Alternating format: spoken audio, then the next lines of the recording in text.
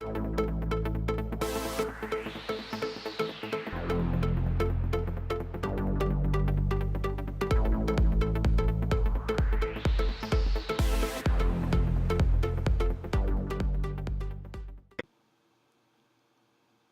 and welcome back.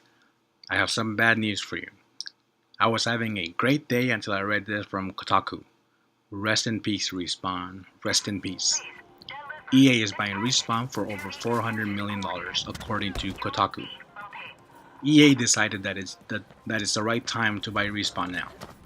The company that is responsible for Titanfall 2, which is a great game, I love that game. But let's be honest, this company, Respawn, had little chance to beat its competitors, thanks to EA. The fact that they launched Titanfall 2 in between two other big FPSs is just mind-boggling. Titanfall 2 was a great game. The concept was great, the mechanics were great, the single player seemed like a Mario platformer and it was fun. I liked it, I really did. I am glad they didn't get paid DLC or loot boxes or play to win crap that EA now wants to do on all their games. But this is going to happen sooner or later. EA screws over a game developer, makes sure it's begging for mercy before buying it and then closing it down.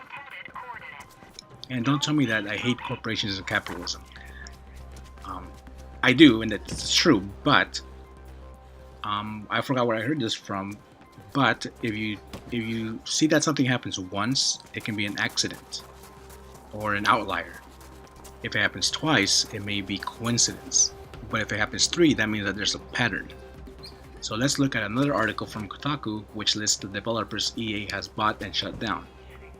This article came out back in 2015. Maxis, responsible for SimCity, purchased by EA in 1987, shut down in 2015. Okay, so this took 18 years to close it down, but let's continue. Bullfrog, Syndicate, and Dungeon Keeper, purchased by EA 1995, shut down 2001, 6 years. Origin, Ultima, Wing Commander, right? Those games. Purchased by EA in 92, shut down in 2004, that's 12 years. Westwood, responsible for Command and Conquer, was bought in 1998, shut down 2003, that's 5 years. DreamWorks Interactive, Danger Close, EA Los Angeles, which are responsible for Medal of Honor, was purchased in 2000, shut down in 2013, 13 years. Phenomic, purchased by EA in 2006, shut down in 2013, that's 7 years. Black Box Games, Need for Speed and Skate, those are the games, right? Purchased in 2002, shut down in 2013, that's 11 years. Let's continue. Pandemic, bought in 2008, shut down in 2009, 1 year. Playfish, bought in 2009, shut down to 2013, 4 years. NUFX or NewFX, purchased by EA in 2004, shut down 2007, that's 3 years. Notice the pattern. Yes, about half of these games or game developers were open for many years, even over a decade, but it looks like the developers that EA bought in 2000, in the late 2000s I mean, looks like their lifespan after EA purchased them is significantly shorter than those bought earlier. We apply basic math and we get an average lifespan of 8 years after EA has bought the developer. But if we look at the game developers bought after 2004, we get average of lifespan of 4 years. That's a short time, and only that long if we include Visceral games. Without Visceral games, we get an average of 2.66 years. That's 32 months, folks. I think it's safe to say that Respawn will be closed down by July 2020. And that's in 32 months.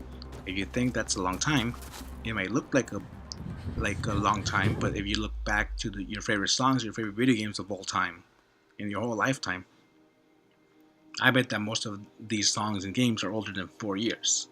And I'm talking about people that are in their 20s and 30s, obviously, not 12-year-olds. So that's where we are. Respawn will be shut down, probably, most likely. The pattern suggests that it will be shut down after EA buys it. Maybe it's for the best, I don't know. Maybe EA couldn't keep up with with a demand of good FPSs.